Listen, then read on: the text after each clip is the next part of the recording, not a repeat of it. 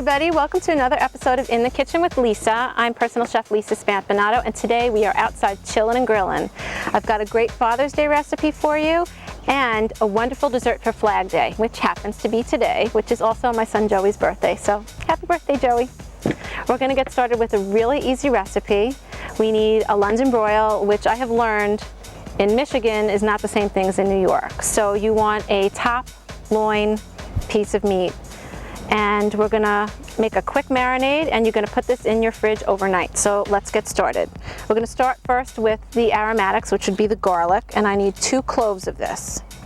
So let me go ahead and smash that and chop it up. And you can just kind of do a rough chop until you get it to the size that you want. Let's get that in our bowl. And you may notice, again, like I did last time, I just lined a bowl with a plastic bag. It just makes it really easy to get everything together and put it in the fridge, and very little mess. Then I've got a bunch of green scallions, green onions, and I'm going to save a couple for garnish for later. And I'm going to chop up a bunch now to put them into our marinade. So let's just cut those ends off and go ahead and dice these, even putting the white part in. Okay, I'm going to go ahead and get my green onion in my bag without it spilling all over the table here. And then I'm going to add some ginger. And instead of using fresh ginger, which I could, I'm going to go ahead and use some of that ginger in the tube. It's really easy, and I'm just going to put in about 1 teaspoon. I'm just going to squirt it right in. Whoop. And then I store this in my freezer usually. It keeps it nice for a long time. We'll get that little piece and put that in there too. Next, I'm going to go ahead and add my liquid, and I've got orange juice, soy sauce, some oil, and some honey. So I've got about 1/2 cup of soy sauce going right in, and that's going to help to really soften up that meat. Now I've got 1 cup of orange juice, and again, the acidity in that is also going to help to tenderize that meat. Then I've got 1/8 cup of oil. I'm using grapeseed oil, but you can use whatever oil you want. And I'm going to swirl that around this cup so that it coats it, so when I put my honey in, it's going to release really easy. And then I want 1/4 cup of honey. All right. Industrial strength. And that released really easy. Makes my life a lot easier. And I'm going to add a little bit of pepper, about 1 teaspoon of ground black pepper, just for a little extra spice, and a little orange zest. Now when you're zesting something, you want to make sure you take out just the outer color. Once it gets down to the white part of that, that's bitter, so you don't want that. So we're just going to put a little in, and we're going to save this orange for later for garnish.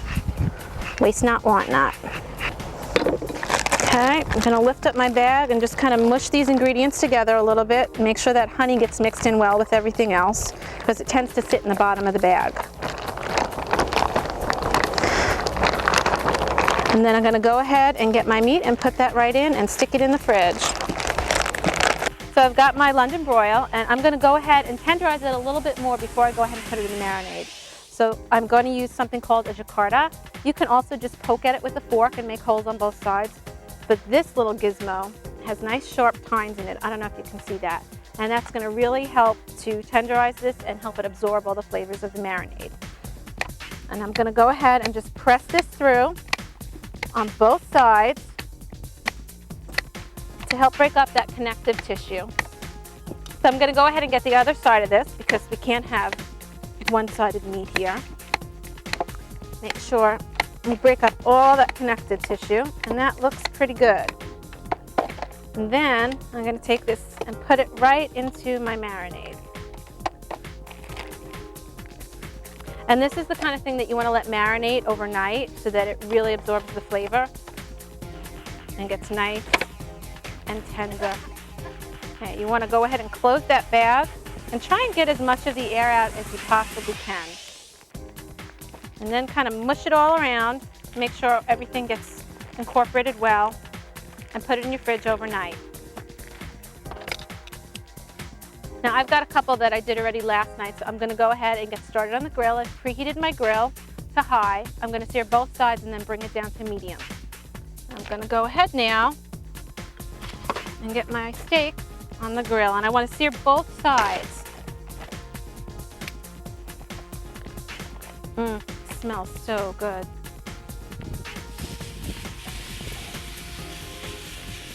I've actually got another one in here that I'm going to get on to.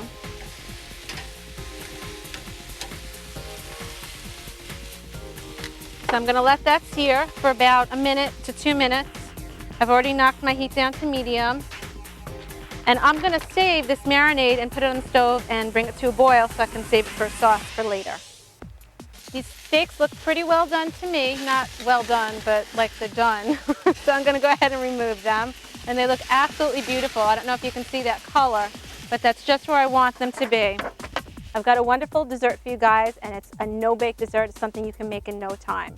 We start with a small box of vanilla instant pudding, and instead of making it with regular milk, use heavy cream. It's going to give it a richer, fuller consistency. You can do this the night before, and that way it'll have more time to set up in your fridge and get even thicker. Then we're going to use regular store-bought lady fingers, or you can even use these dessert cups that they have in most of the aisle by the strawberries. But for today, we're going to go ahead and use the lady fingers. What I've got here is a mixture of raspberry jam, which has been melted down, and I've added some Chambord liquor to it, which is like a raspberry liqueur. It's really good and very mild. And then we're going to go ahead and top it with our red, white, and blue for Flag Day berries. We've got raspberries, blueberries, and strawberries. So whatever's fresh in the grocery store is what's going to work best for you. I'm going to go ahead and show you the custard, the pre-made vanilla pudding that I have. And I've piped it, I've put it into a Ziploc bag and just cut the corner. And it's going to make it really easy for me to pipe into the dish or onto the lady fingers. So what you want to do first is take some lady fingers and go ahead and coat them, let them sit in some of this Chambord and preserve mixture so it can soak all that flavor up. These are good and coated and they've really absorbed the liquid. So I'm going to take the bottoms of each lady finger, oh, see that one broke already, and put them there and go ahead, I don't know if you can see this, and pipe in some of that mixture onto each one.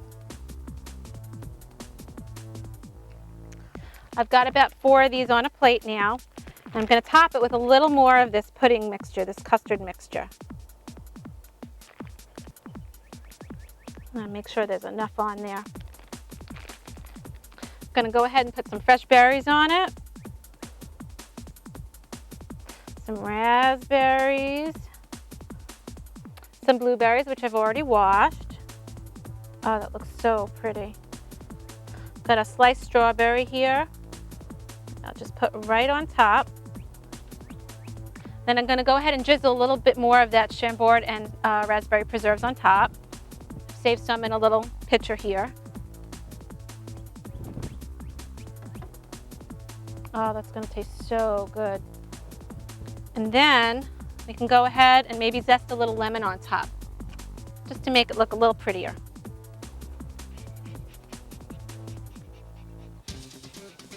And you should really do this when it's not so windy so that the zest doesn't come flying back at you.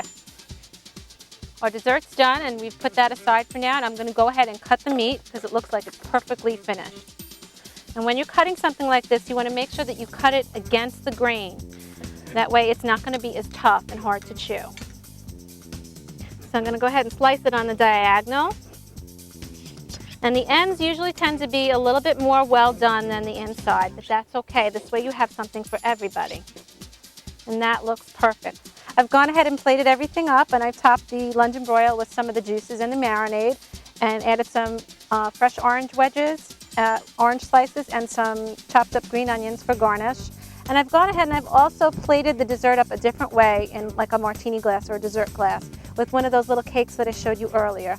And all I did was I just soaked that in some of the same mixture as before, and I topped it with the custard and the fruit, and I'm going to go ahead and drizzle a little bit of that same syrup on top.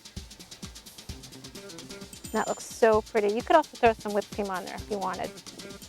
I'm going to go ahead and give everything a taste and let you know how it is. Let me take a piece of the steak.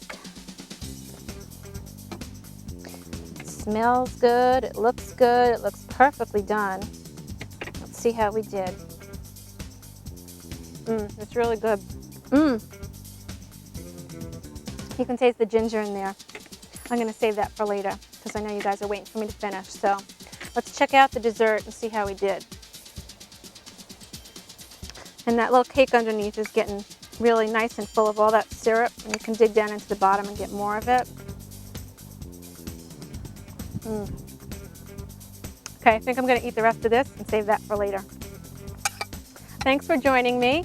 Hope you guys really had fun watching all this great food, and if you have any questions or you'd like the recipe, please contact JTV at 787-8817. Have a happy Father's Day and a happy Flag Day.